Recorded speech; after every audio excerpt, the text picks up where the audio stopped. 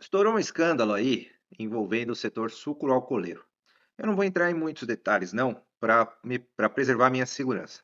Mas a verdade é que o governo do PT está se aproveitando deste escândalo para fazer politicagem de uma maneira canalha e mentirosa, inclusive acusando o deputado federal Nicolas Ferreira de ter sido contra o rastreamento de pagamentos com Pix por ser conivente com esse escândalo que estourou. É um escândalo que envolve gente grande e muito perigosa. E uma das coisas que eu me pergunto, por exemplo, é porque alguns deputados de alguns partidos, cujos membros, que foram por muito tempo poderosos na cidade de São Paulo, votaram a favor da medida que aumenta em 30% o etanol na sua gasolina. Segundo a Polícia Federal, a medida de aumentar em 30% o etanol na gasolina ajudou a financiar esses movimentos. Agora, vamos falar a verdade sobre isso? A verdade é a seguinte, pessoal. O governo do PT ficou no poder. Para quem é novinho e não viveu isso e não sabe, nunca pesquisou história, e para quem está chegando agora no mundo da política, o governo do Lula governou o Brasil de 2002 a 2006, de 2006 a 2010. Após o Lula, veio a dona Dilma Rousseff, indicada pelo Lula. Governou o Brasil de 2010 a 2014, de 2014 a 2016. Ou seja, foram 14 anos de governo do PT. A gente teve um respirinho ali com o Michel Temer e com o Bolsonaro por 6 anos, e o Lula voltou. Então, somando todos os anos, a gente tem 18 anos de governo do PT. Durante os primeiros 14 anos de governo do PT, as taxas de homicídio no Brasil explodiram. Durante os primeiros 14 anos de governo do PT, houve leis que foram revogadas, como, por exemplo, uma lei que havia que fazia o teste psicológico para o preso que podia ir para saidinha, para saidinhas de Natal, Ano Novo, etc. Que até a época do Fernando Henrique tinha o teste psicológico e se o preso não passasse nesse teste, ele não podia sair. O governo Lula anulou esse teste. E durante o governo Lula, o Brasil chegou a ter os maiores índices de homicídio do mundo. A mortalidade no Brasil chegou a patamares absurdos, como de 35 por 100 mil habitantes. E quando que essa criminalidade reduziu? Na época do governo do Bolsonaro. E quem não se lembra do áudio de um ex-tesoureiro de um grupo grande aí, dizendo que o PT, que eles tinham um diálogo cabuloso com o PT, que o governo do Bolsonaro não ia aliviar para esse tipo de gente, que o governo do Bolsonaro não ia baixar a cabeça para esse tipo de gente. E que com o governo anterior, eles tinham um diálogo cabuloso. Quem não se lembra do Sérgio Moro aumentar, porque antes a pena máxima, o tempo máximo, podia ser condenado por 500 anos. O tempo máximo que alguém podia ficar na cadeia eram 30. O Sérgio Moro aumentou para 40 como ministro da Justiça, com trabalho em conjunto, obviamente, com o Bolsonaro, com o Congresso, etc. Então, a impunidade em relação a esse tipo de gente não vem da direita e do Nicolas Ferreira, como eles estão querendo imputar, não. Eles estão querendo dizer que o fato do Nicolas Ferreira ter se posicionado contra o Pix é o agravante para isso que está acontecendo, porque não poder rastrear o Pix atrapalhou em poder rastrear essas medidas. Mas a verdade é que o governo nunca se interessou em rastrear o Pix para perseguir criminoso, não. O governo estava interessado em rastrear o Pix para controlar onde você gasta o seu dinheiro, para poder taxar você lá na frente, para poder saber o que você faz da sua vida pessoal com o seu dinheiro. Era para isso que o governo queria rastrear o seu Pix.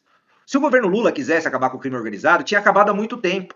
Eles estão aí há 14 anos e até hoje o crime organizado manda no país. A gente vive num narco-estado, literalmente, onde a gente tem líder de facção criminosa sendo solto e uma cabeleireira recebendo 14 anos de prisão por pintar com batom que sai com água e sabão uma estátua. Então, eles vêm com essa narrativa, querendo acusar a direita de estar envolvida nesses crimes, quando são eles que nunca puniram aqueles que deveriam punir. Quando são eles que têm um diálogo cabuloso com essa gente. Quando são eles que não são a favor da punição, que não são a favor de leis mais rígidas para esse tipo de gente. São eles que defendem a volta das saidinhas. São eles que defendem que o menor de idade não pode cumprir pena na cadeia. São eles que votaram contra essas medidas. Não foi a direita, não foi o Nicolas Ferreira, não foi o Bolsonaro.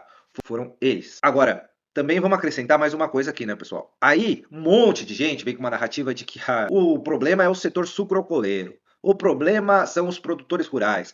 Pessoal, a Frente Parlamentar Agropecuária pediu maior fiscalização em relação a isso daí, porque o maior interessado em que não exista este narco-estado são os pecuaristas. Por que são os pecuaristas? Porque isso prejudica o produtor rural que é honesto, isso prejudica o produtor rural que é trabalhador, isso prejudica as usinas de gente honesta que querem fazer um trabalho correto, porque tira a confiança do investidor no setor, desvaloriza o produto. E os produtores rurais são os mais interessados nessa operação, são os mais interessados em acabar com tudo isso daí que está acontecendo. Então não venham taxar o produtor rural de bandido, e não venham dizer que é o Nicolas Ferreira que está envolvido com isso, porque quem tinha diálogo cabuloso com eles não era a direita não, tá? Enfim. E aí a maior estupidez de todas que eu vi hoje, depois de todo esse tema que está explodindo, foi a de que o Lula vai taxar de volta o Donald Trump Como se. Isso é, assim, pessoal, de todas as medidas é a mais estúpida, porque se o Donald Trump vai taxar os produtos brasileiros, significa que nossas exportações vão ficar mais caras. Se as nossas exportações vão ficar mais caras, o produtor rural, ou quem produz para exportar, vai ganhar menos. Se vai ganhar menos, precisa aumentar a margem aqui dentro, vai cobrar mais. Aí quando o Trump taxa de volta os Estados Unidos, ele está taxando produtos que o Brasil não é autossuficiente, que o Brasil depende de importar dos Estados Unidos e que vai pagar imposto, vão pagar imposto quando chegarem aqui, e as empresas vão colocar esse imposto no preço final dos produtos. Quem vai pagar a conta é você. E aí eles alegam que a gente tem um parceiro comercial como a China, que pode substituir os Estados Unidos. Só que qual que é o grande problema disso e o que ninguém pensa? O que, que acontece quando você tem um monopólio, por exemplo, como o da Petrobras aqui no Brasil? Você tem preços controlados. Quando você só tem parceria com um país, esse país não controla só os preços dos seus produtos. Porque se eles ameaçarem boicotar, como é que você faz? Para quem que você vai exportar? Então, não controla só os preços, eles podem utilizar isso para te pressionar politicamente. Como? Sancionando, dizendo, olha, se o Lula não apoiar regimes de esquerda ou medidas de esquerda, a gente não vai mais comprar os produtos do Brasil. Exatamente o que o Trump está fazendo do lado americano, esses regimes podem fazer do lado deles, o regime chinês.